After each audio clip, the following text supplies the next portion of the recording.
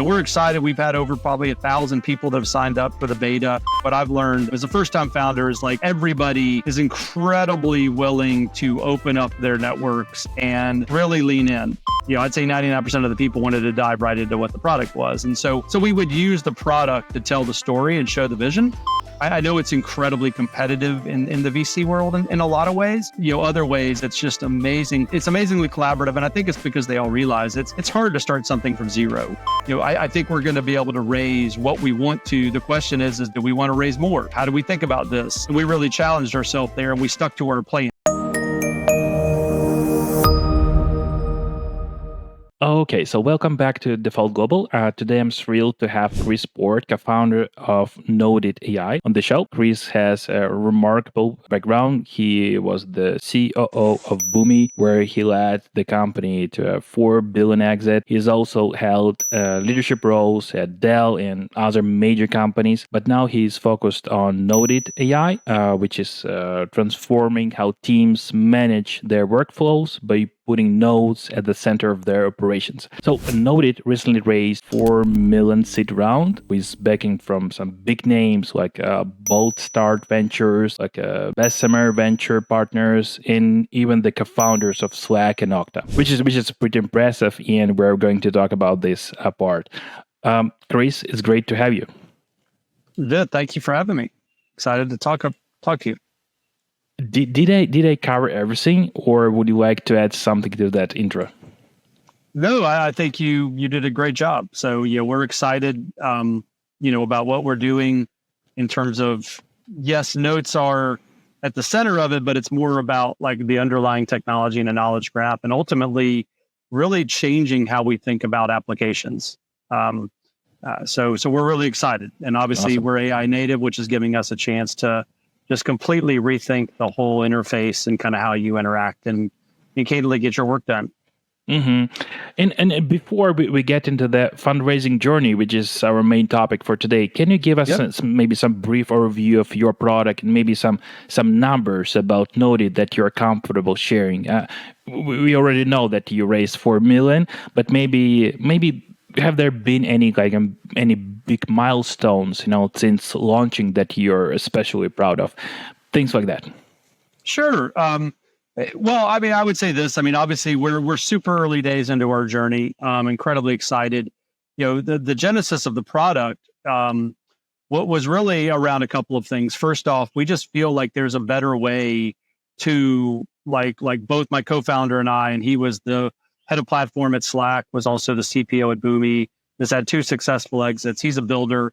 And he had built a prototype, which absolutely will play into our fundraising story. But and really it was built around, how do I just keep all of this information like straight in terms of all the context shifting I'm doing daily? He would be in meetings with product and then sales and then engineering and then customers, and some customers were prospects, others were escalations. And I had a very similar journey as a COO, and it's all this context shifting, and it's driving and tracking all the actions that are coming with all of those discussions. And it took a multitude of tools. And part of that is just the way that those tools are built and the way legacy databases are built, and that they're effectively linear. And we feel like a knowledge graph is a much better way to drive this. And it works how your brain works. So it's all around associations, and very quickly, gives you superpowers around recall. Wait a minute, I met Vit a year ago. Here's what we discussed. He actually asked me to make an introduction over here. I never did that. I should probably show up on this podcast and acknowledge that. But things like that. And then as we got into it, it's like, wait a minute, can't we leverage AI to kind of start effectively looking at either what you're typing or taking notes into Noted or ingesting, because we're giving you easy buttons to basically ingest the things that are really intentful in your business day. And as we're watching that, it's like, hey, wait a minute, it looks like you're working on this customer, and we just bring the opportunity to you. So we can bring a HubSpot or a Salesforce literally to you in the moment and say, would you like to update this opportunity record? Or if you don't have one of those systems of record, we can actually be that system of record in a very basic way, but all just leveraging AI. And so really kind of like completely changes, it obfuscates all those applications that, candidly, if you talk to people that really do the work in a business, they don't really enjoy working in their CRM or their success platform or their product platform or their support platform. So we obfuscate that to the background. We let you just solve customer problems, which is really what people want to do that we're targeting. And let us do kind of that workhorse work and kind of be your digital assistant. So that's the goal and that's the journey we're on. And, we're excited. We've had over probably 1,000 people that have signed up for the beta. We're launching, we're about 60 days away from GA and really opening up the aperture. We're targeting success professionals and really go-to-market people that are really focused on, those customer discussions out of the gate.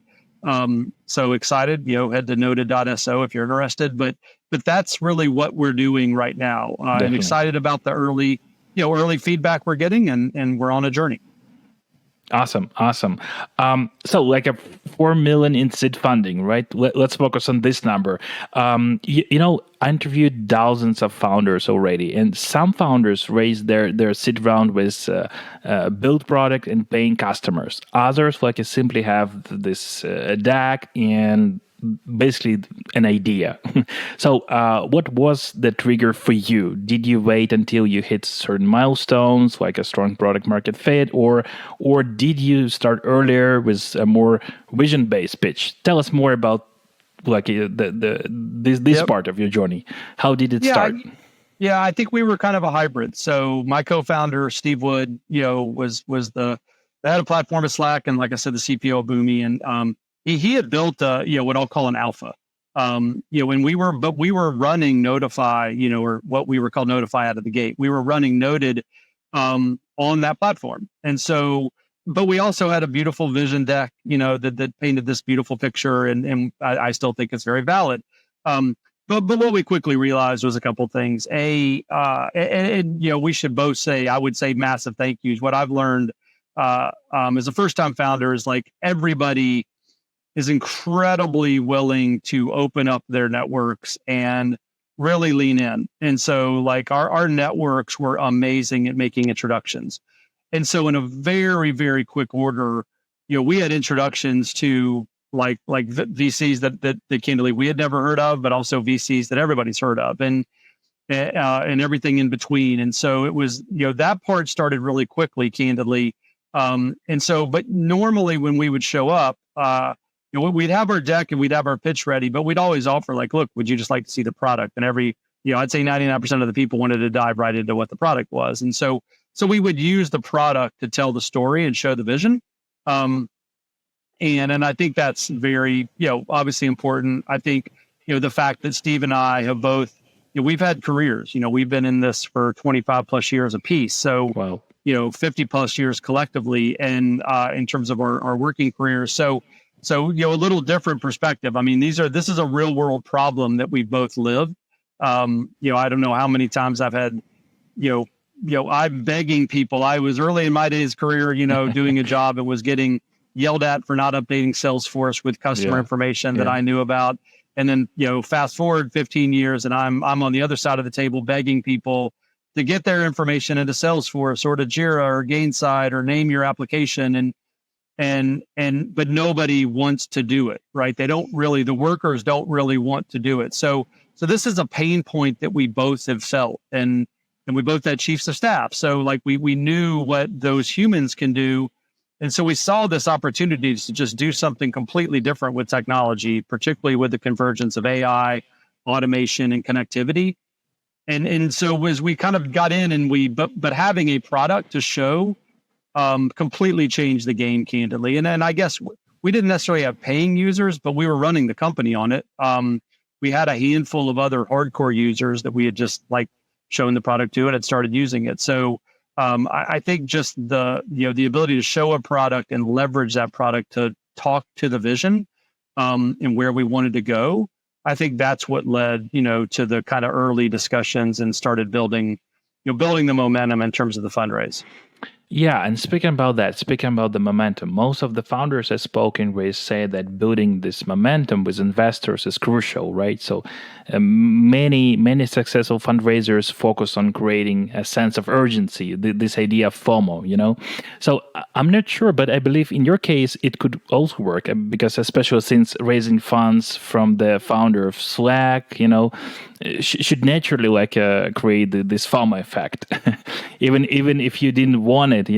So in your case, how did you ensure investors felt like they had to get in on Nodit's like a sit round? Was it like a FOMO effect? Yeah, look, I think Steve and I went into this acknowledging that there was a lot we didn't know because Steve, as successful as he's been, he's never actually properly raised funds.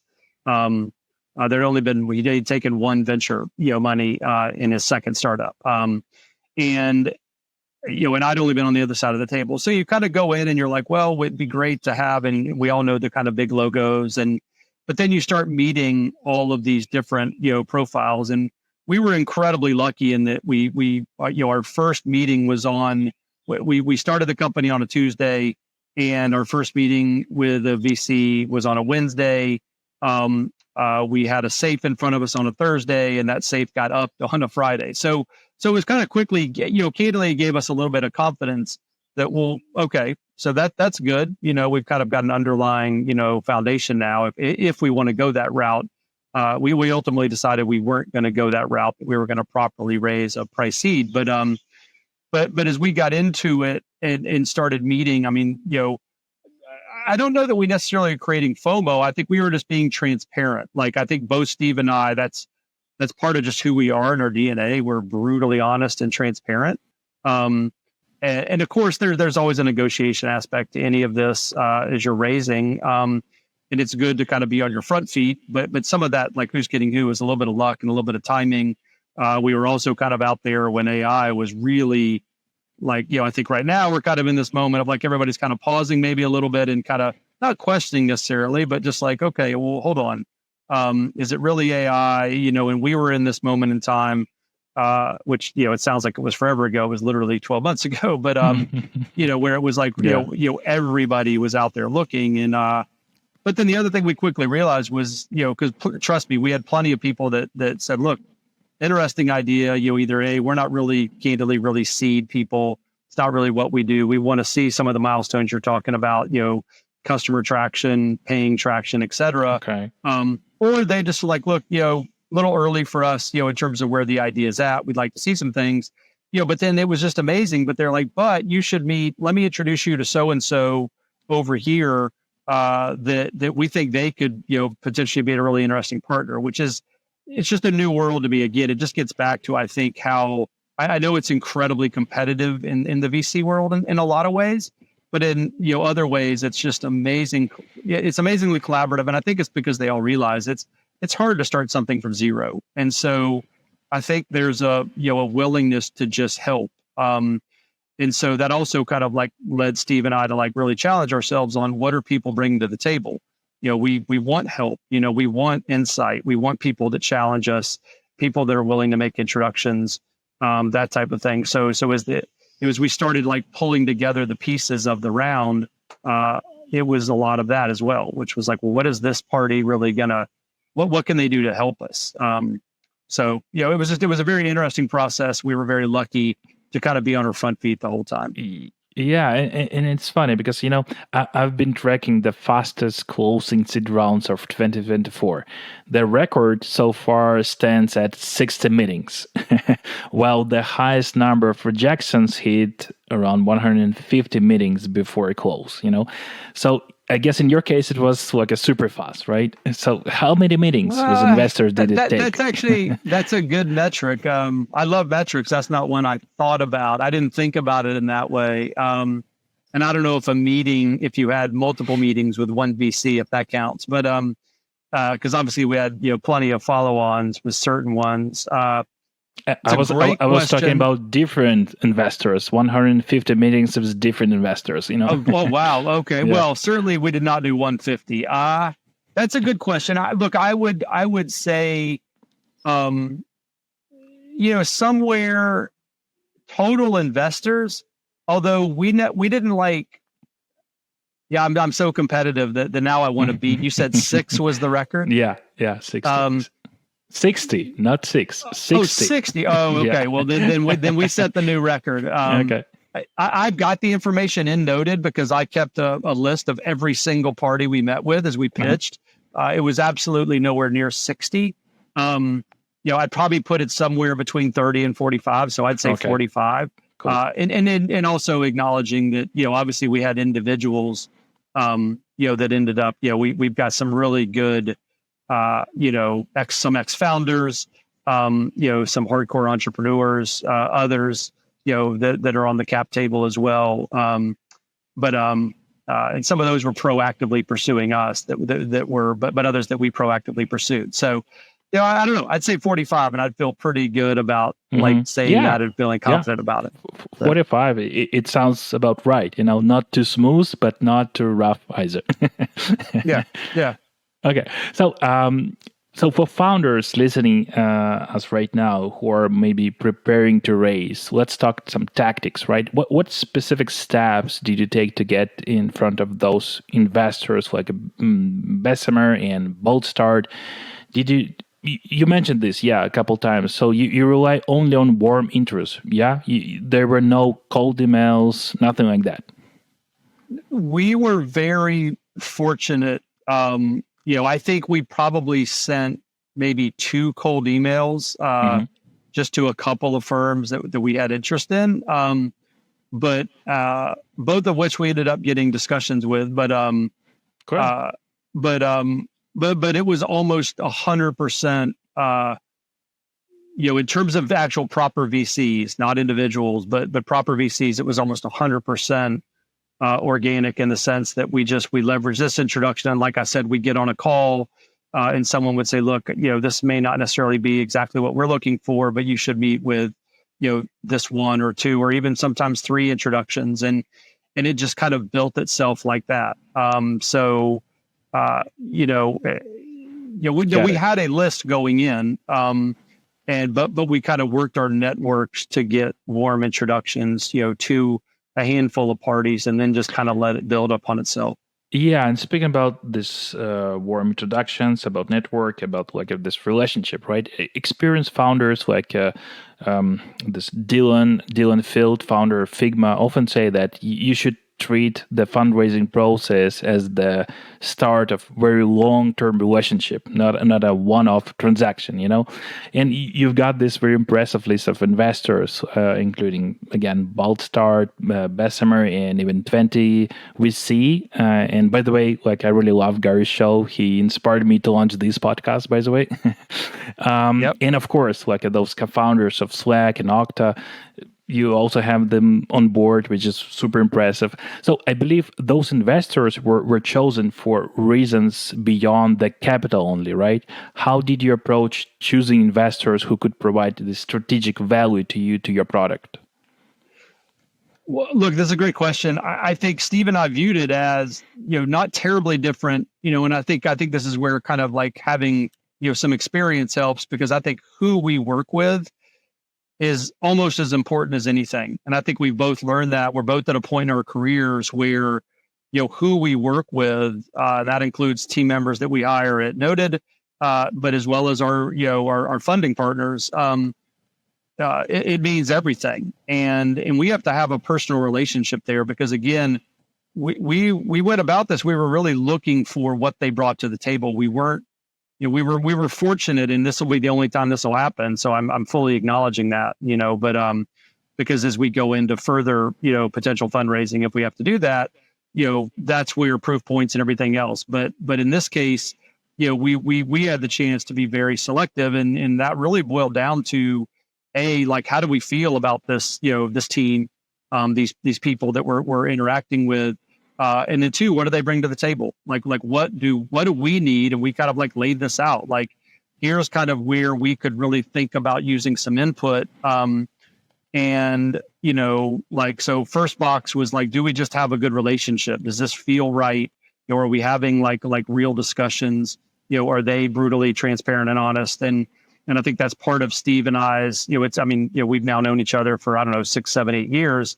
And at Boomi, we were really known to really mix it up. And we would really go at each other and challenge each other to a point. Sometimes it probably made some people uncomfortable, but like at the end of the day, we were always really, we were friends, and it was just business. It was just trying to make things better. All we're trying to do at that time was how do we make Boomi better? And now it's how do we make Noted, something that we think candidly can completely change, enterprise application software. So that's what it's all about to us. And we need partners that, kind of like share that like brutal transparency and honesty, but that we really enjoy kind of like, getting on the phone with, sharing emails with, sharing Slacks with, and really feel like they're challenging us, we're challenging them, and we're kind of taking this thing to a completely different level. So that's what it was really about. And, so we kind of, when we try to stay like brutally true to that. And it must be pretty powerful to have investors who have already built this category defining products like Slack. Slack changed how teams communicate, and it seems that you're going to do the same for task management and notes, right? So I'm just curious, what was it like having them as a part of your investor group in terms of did they provide any key insights in terms of product development or like something else, or some advice that shaped Noded's direction, Yeah, I wouldn't say that per se. I mean, I think, like I said, like we already had an alpha product, and now I think, as we've evolved, certain people, because obviously these are, I always call them big humans, and they've been incredibly successful, but they have a lot going on. But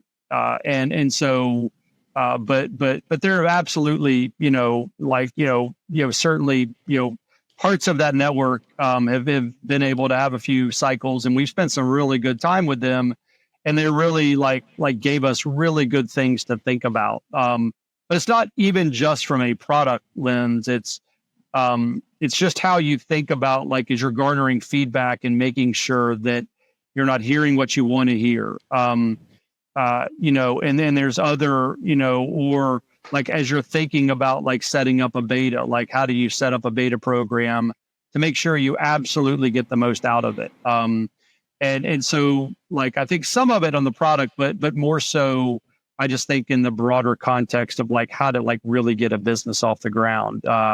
They've been, and again, like I said, I mean, people have just been amazing. I mean, it's they're super busy, so it's not like you can send an email and 30 minutes later you're on the phone with them, but they've all been just, everybody that's in our network and on our cap table has been amazing with their time and willingness to kind of have a discussion, as we've kind of waded into these waters. And, we both have a million questions. It's like, like there's probably a better way to think about this or do that. And so, everybody's just been amazing with their time and willingness to kind of to have a discussion, but also challenges.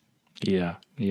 And probably my last question for founders listening in, what are the top 3 practical tips you would give to someone raising their seed stage capital round in 2024? Yeah, I mean, like full transparency, I'm a first-time founder, right? So, and this is the first time Steve, fundraised. So I think you're super successful so far. Yeah, but I think but absolutely, I think a huge part of it is working your network. So who's in your network, who's willing to, and I think everybody, it's amazing how willing people are to help. And so do not, and I think most founders are aggressive in that way, regardless. But always offer how you can help, right? Like Steve and I both have different backgrounds, but broad backgrounds. And so, I've been willing to help, I'm willing to talk to portfolio companies, as part of some of these people we pitch, just based on my background of like any way I can help, whether it be from a post-sales perspective, or kind of how we thought about a go-to-market out, challenges, because I was at Boomi from 1 to, north of 400 million of ARR. So it's kind of that rocket ship journey. And so, but I've got a lot of great memories, but certainly probably a few scars from that journey. And because it's never linear, I promise you that. So, It's kind of that, back and forth. It's like, hey, would love your help, and can you make an introduction to so and so at this firm? But by the way, noticed you're doing X, Y, and Z, and more than happy to kind of lean in and help in any way I can if I can offer my assistance. So I think it's that back and forth. I think that would be A. I think B, just kind of like having a plan. I think that's one of the big things that Steve and I learned is we had a plan going in. We were very lucky. I mean, I won't sit here and we've been successful, and I think part of it was our experience, but we were very lucky and fortunate to quickly realize that, okay, I think we're going to be able to raise what we want to. The question is do we want to raise more? How do we think about this? And we really challenged ourselves there, and we stuck to our plan. And it's because the plan was based on sound reason. It gave us the runway that we needed to build something that we thought we could go prove and test in the market, and then make a decision on what we do kind of going forth, in terms of additional funding or it gave us optionality, I guess is what I would say. So have a plan, and if at all possible, stick to that plan. And then finally, I think it's just, exhaust yourself. Meet with as many people as you can. I think there's some that you'll quickly realize as you kind of think about where you're at in your fundraising journey, whether it's pre-seed or seed or A, and the definitions of those certainly seem to be evolving. But have a willingness to go during fundraising, meet with anyone, but be consistent in what your goals are, and sharing your journey and sharing what you're trying to do and why. So those would be and certainly that's, very seed based, because that's what we raised and that's where we're at. But those would be kind of the three things I would think about, as I, think about how we approached it. And I think we were pretty consistent. I would layer on a fourth if particularly if you're in seed, if you've got a product, just come on and be ready to talk to it, because people love seeing a product. The deck can be good, and people can get hand wavy and certainly tell a story, but if you can augment that deck that we all have built with a product, it is, it's worth 1,000 words. Thank you so much, Chris. This has been this incredible conversation. We covered everything from choosing strategic investors to the specific tactics you used in your seed round. Thank you so much for your time. Well, thank you. And again, if anybody's interested, it's noted.so is the website. And but we really think we're doing something special. But I cannot say enough thank yous for having me on and having the willingness to hear our story. Absolutely. Thank you very much.